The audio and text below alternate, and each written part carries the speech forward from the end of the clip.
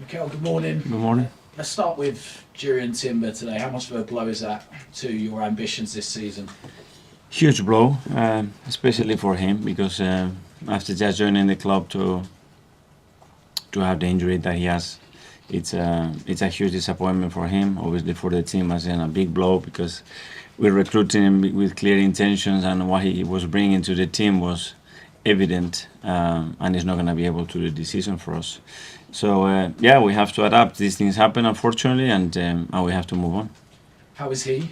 How's his reaction? He's been very good, to be honest. He's a special character. He knows. I think he starts to realize the extent of the injury and the amount of time that he's going to be out. But he's in a good place. So they are all willing to help him, obviously, and we are all very close to him. But it's going to be a long journey. You said you had to adapt. Does that mean a change in thinking with regards to transfer market, and not necessarily just incomings, but outgoings as well? I'm more thinking about the resources that we have within the team, to keep doing what we want to do. But it's true that he was giving us very different things in terms of what we could do in both sides. But again, it's things that happened, and we have to be prepared for that. Is it a benefit for an opportunity, shall I say, for a player like Kieran Tierney now to potentially have an opportunity in the first team? It's an opportunity for everybody, and we're going to need everybody, and everybody's going to be important, and the numbers that we have in the squad, especially in those positions, are more limited now, so everybody has to be ready. What is the situation with Kieran then? Because he was left out of the squad against Nottingham Forest. Is he still part of your plans? Well, he played the final, no? So a player that plays 5 days before in the final, it is part of the plans for sure. Was he disappointed to be left out of the first Premier League game? I hope so, yes. Moving on to an incoming, David Raya joining. You must be really pleased to get him in. I know it's a player you have been looking at for quite a few years. What can he bring the squad? Better qualities for our game model, very simple. And we want 2 players per position that they can do that. And you saw what happened to Jurriën. It can happen to our goalkeeper. It happened to Courtois. So you need to be prepared. Because the question would be, and what is the 2 goalkeepers of this size? Yeah. And if he would sustain, Aaron would sustain a cruciate, then what do you say? You then change the thing. So we have to be prepared, we have to be proactive, and we have 2 excellent goalkeepers now that fit exactly what we want in our model. So I'm very happy with that. Is there a number 1? In any position? No. 9, 7, 11, 6, goalkeeper? No, there isn't. And finally, what's the latest team news? And any injury updates on the likes of Zinchenko? Well, Alex is doing very well. He's been training with us, and hopefully we're going to have him available very, very soon. And no other concerns other than that we know about No, Gabriel? no, after the game, no. Gabi is still not available and not fit, but the rest is all good. Thanks, Mikel. Thank you. Go to Anita from the Premier League. Good morning, Hi. Mikel. I wanted to ask you about Kai Havertz. We've seen him play in 2 different positions in these first 2 games of the season. How do you feel he's settling in, and which position do you think he best slots into in this Arsenal side? He's fitting really well. I think he played a really good game against City. He had 2 big chances to score, and he didn't. But everything that he gave, apart from that, it was excellent. And the other day as well, he played in 2 different positions throughout the game. One more as an 8, another one more as a 10. I'm really happy what he's bringing to the team.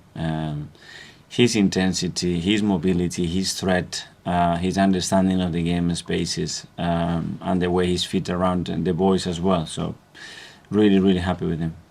I wanted to pick up again on the defence. You can imagine that there's some concern amongst the Arsenal fan base with this Jurriën Timber injury. Do you feel if the transfer window were to close tomorrow, you'd be confident with the defensive players you've got that you could challenge for the title again this season?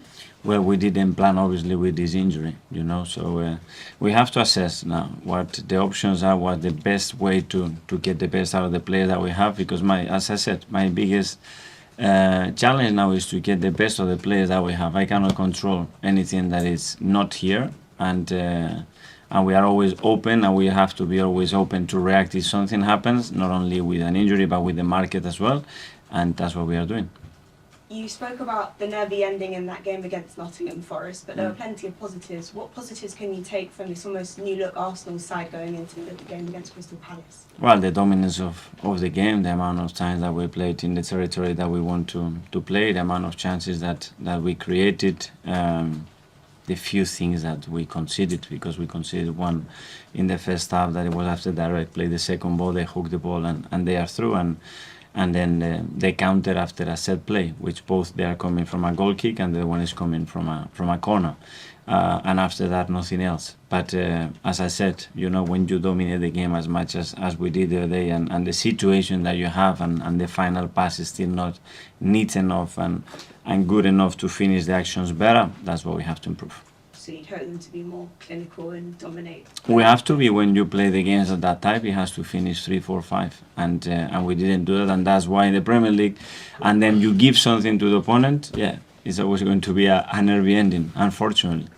Thank you. Best of luck. Thank you. Hi Mikel, how are Hi, you? very good. Can I ask you about Bukayo Saka? He played almost every game last season, and he seems to be an amazing talent that both England and Arsenal will have for the next few years. I mean, just outline for us how impressed you've been by his development over the last couple of years, and now how important he is to Arsenal. I think he keeps growing year by year, and you said new targets, new demands. He set himself new targets, new demands, and he seems to complete those. You know, he's extremely hungry and willing to learn, to improve, and become the player that decides game every 3 days, and that's what he has between his two eyes. You know, and he's a very, very, very focused boy. And he does everything to do that, the way he trains, the way he prepares himself, the way he lives his life. So, very happy. So he needs to keep doing what he's doing. Always used to competition, so why would it be any different for a goalkeeper? Yeah. And I think he's striving to get the best, and competition will push Ramsdale, will push Raya, and they're both very different. Raya's brilliant with his feet, and I'm not saying Ramsdale isn't, but I think, again, when you need to play certain teams, if a team's going to pressure, you might want Raya. You want shot stoppers, you might want Ramsdale, who's to say, but you need competitiveness to get the best, and it was always in the outfield position, so why would it be different in goal? But Peter Schmeichel said there has to be a recognised goalkeeper in terms of number one and a recognisable number two, so they know their positions in the squad and the team. Goalkeeper's different in that respect. Has that now gone out the window? Manish, anybody that's played with goalkeepers knows they're very, very different. Yeah, I hear that all the time. So... I understand what Peter's saying, and back in the day that was the case. But Karen makes a really good point. David Raya is an amazing goalkeeper. His ability with his feet is top 4 goalkeeper all day, and that's why he's there.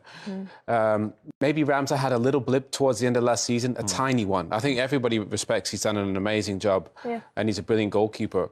But why should there not be competition? You know, the centre forwards have competition. If I played rubbish, Sir Alex played something else.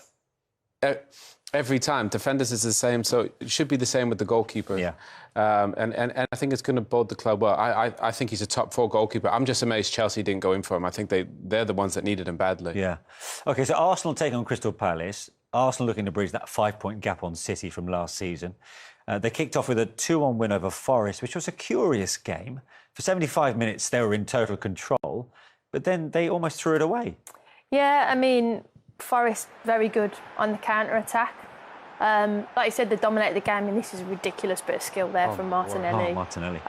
Finish is great as well. I thought, you know, 2 magic moments from wide players, and this is a brilliant finish. As soon as he hits it, it's only going in one. It's in the back of the net. No, 5 goalkeepers couldn't stop that, but this is the threat on the counter-attack, isn't it, where they were good? Yeah, I mean, there's not many players quicker than Alanga and Awoniyi in that space. I mean, Saka, go back to that goal, he is amazing. Martinelli, it was a one-man wrecking crew going forward and defensively. Declan Rice, I thought, played pretty well, a lot better than the Community Shield, but they looked a little bit vulnerable defensively, and whether that's because maybe some of the little new partnerships. Obviously, Timber going out with the ACL injury, that's a big blow to them. But I think Arteta will be a little bit worried, kind of, top of the pitch, they were great. Defensively, they looked a little bit, they didn't look as solid as we would have thought with the new additions. Let's hear what Wrighty does think about that. He's in Australia at the moment, but he is listening and now has his chance to have a comeback to that. Don't hit me. Caicedo going to Chelsea nudges them ahead of Arsenal, who themselves have spent a lot of money on bringing in Declan Rice? No, it'd be a great. It's going to be a great move for Caicedo. For me, especially alongside Enzo. I think Enzo and Caicedo will be, like Darren just mentioned, the two in front of the defence that will solidify it a bit. But in respects of them being the challenge, I have to agree with Tim on who's going to score the goals for them. But I think Chelsea will be in and around it. But I do feel that Arsenal will still be up there without a shadow of a doubt. What do you make of this huge market now for defensive midfielders?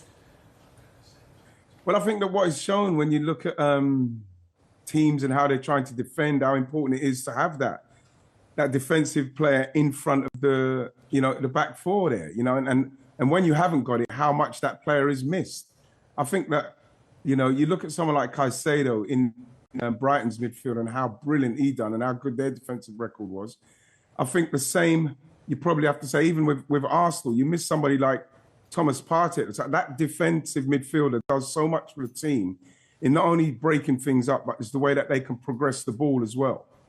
Declan Rice was playing. Look at he's gone. It's just Lavia we're seeing now, which is really exciting for him. Obviously, it's just a position that if you are playing that kind of football with a defensive midfielder, then he becomes, like Tim says, one of the pivotal players. Speeds it up, slows it down, breaks the game up. How he progresses the ball. It's a very, very important player in the system now. Obviously, the goal scorer, I still believe, will always be, as Darren, I'm sure, will agree, will always be the most important. But like that player now, the number 6, the defensive holding midfielder, has become, as we can see, highly sought after and needed.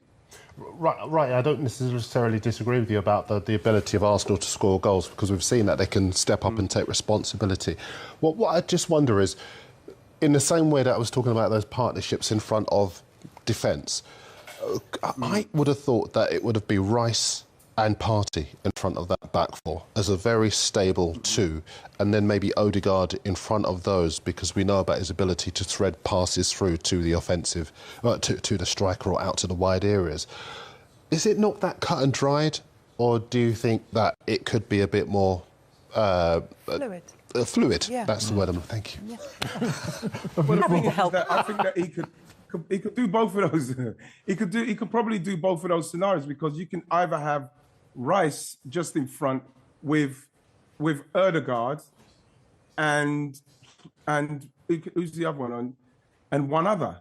Who can it be? I'm trying to think. So you can have Thomas Partey as the 5, and you can have Odegaard and Rice as like 8s, and you can even have Odegaard as a 10, or you can have the two of them and Odegaard in front of them. I think that works with Partey, Rice, and Odegaard in front there. That's how I think that can work. Or even if Partey stays, Declan Rice can go and get involved, like we've seen him do as well in respect of the number 8. So I think that can be really quite fluid in there, but then it will depend on the fitness of Partey. It's really interesting that you asked that question, because Eddie Howe talked about it after the Newcastle game, about their midfield and how, although there are very clear roles for the players, that it is more interchangeable. They don't have fixed positions in the way that maybe they would have done in previous seasons. But we will talk more about Newcastle a little bit later and their brilliant performance with that 5-1 victory on Saturday. But right, as we said, you're in Australia. You're there for the Women's World Cup. Looks like you're living in a lap of luxury. What else have you been up to? Yeah. No, it's been great. I've been doing everything. I can't lie, it's great here. They've been treating us really well. I've done everything, Kels. I've been a pilot. I've been a captain of a boat, a chef, an adventurer. Australia is fantastic. I don't know. Nancy doesn't know it yet, but we're going to be moving here at some point. She doesn't know it, but she'll know now. Food, weather, culture, the people. It's just an unbelievable place to be. And honestly, the World Cup over is obviously kicked in unbelievably. And it's so exciting at the minute. So exciting. We're just taking a look at some of the things that you've been up to. Obviously, you've got over your fear of heights. Yes. This was a really good one. This speedboat was unbelievable. Unfortunately, our camera woman wasn't well because it was moving around to her, so she weren't well. She got sick, which was really good fun to watch. But the heights, Kels, and jumping off the buildings, You know what I mean? Going down to see the Maoris in Otaki, and doing the tour of the Aborigines in Sydney, and it's just an unbelievable place in respects of the amount of things to do, and the weather. It's like winter here, but it's amazing here for the weather. Yeah, unbelievable here. Yeah, the enthusiasm. Go on. Say it again, Kels. No, you go on. I was just saying, Kels, it's just everything you'd want is unbelievable. Sydney's amazing. Melbourne is awesome as well. Obviously, going to Auckland and Wellington was great as well because they're kind of similar temperatures to England. Brisbane, it's been fantastic. Yeah, I know we can, as I was going to say, we can hear the enthusiasm and we can see it from some of your videos as well. Are you feeling as enthusiastic about Arsenal this season? I know we talked a bit about their midfield, but in terms of challenging, do you think they're going to mount a serious challenge again? Yeah, I do. Because I was speaking to Mikel at the end of last season, and he was adamant that they have to start well. Because even when I saw that City, they beat Burnley as comfortable as they did, and Haaland doing what he did. Haaland's just he's on his way again. He's golden boot winner. You can see that's going to happen. But I was more worried that we have to win the game. Because I remember speaking to Mikel when I went to the training ground, and I said, nothing's more important than actually just continuing to win at the start of the season. You have to do that. You have to stay with them. Because you look at their team, you look at them starting, and it's going to take so much to stop them as a team. And even when Forest did score, I must admit it was one of those where I was, oh my gosh. I was like, oh no.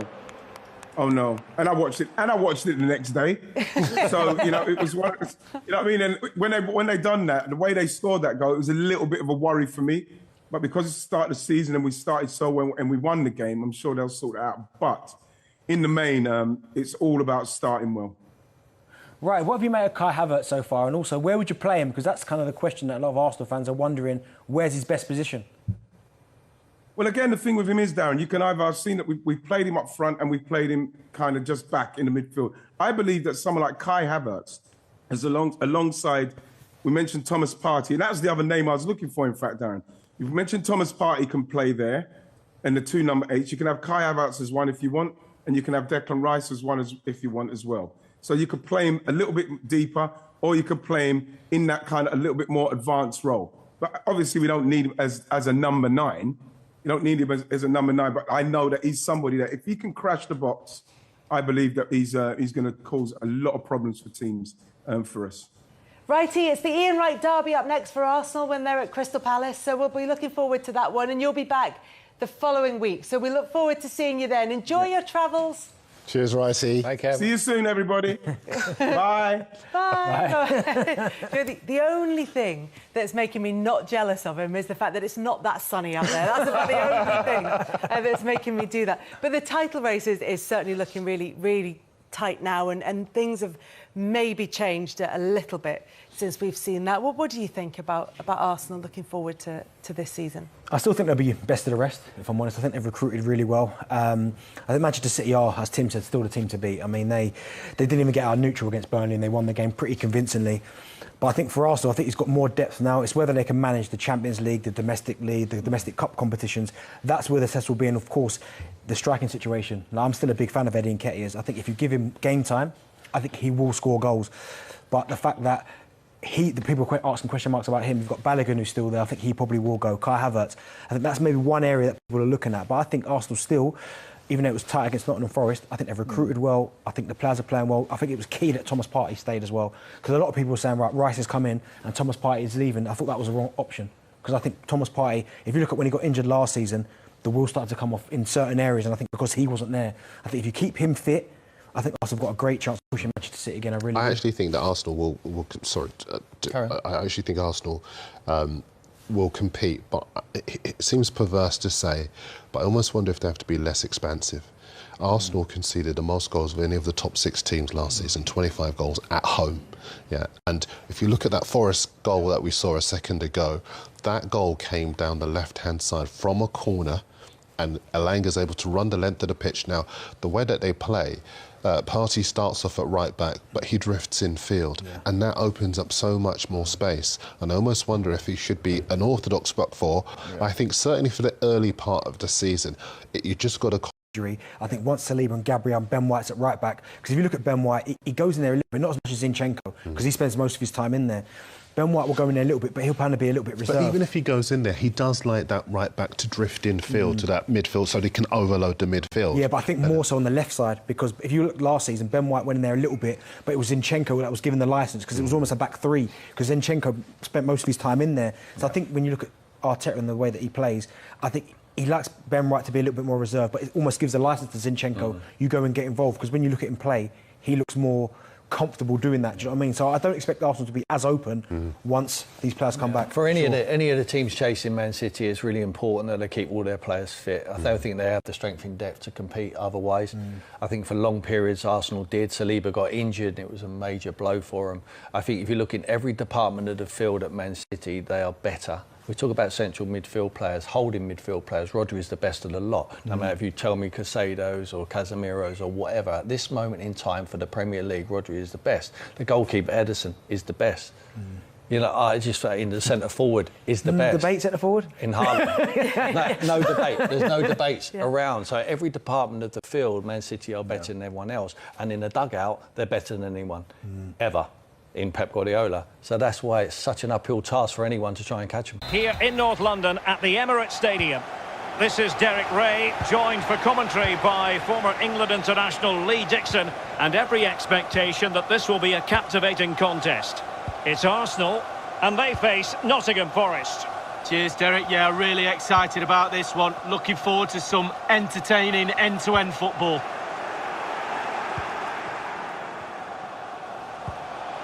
Martin Ødegaard. Well, he's thwarted him almost effortlessly.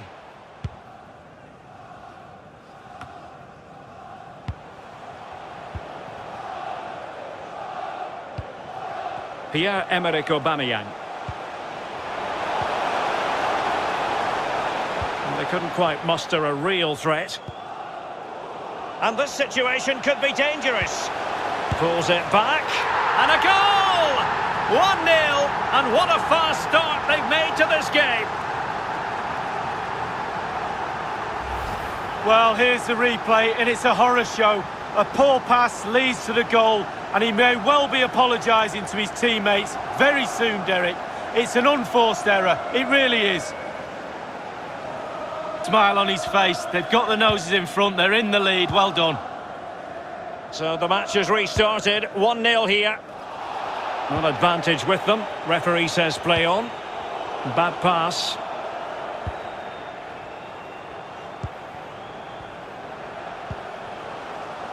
Pierre-Emerick Aubameyang. Chances on. He's got to score. In it goes! 2 goals in rapid-fire fashion and looking very comfortable here.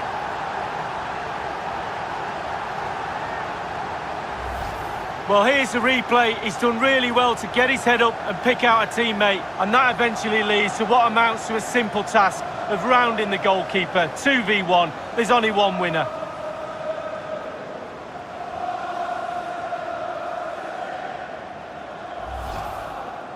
So 2-0 now.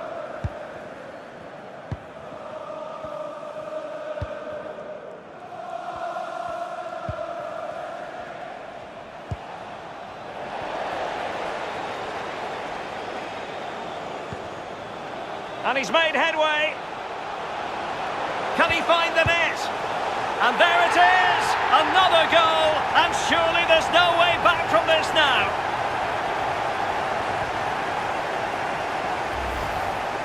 Well, in this replay, you're going to see a 2v1 against the keeper. How does that happen?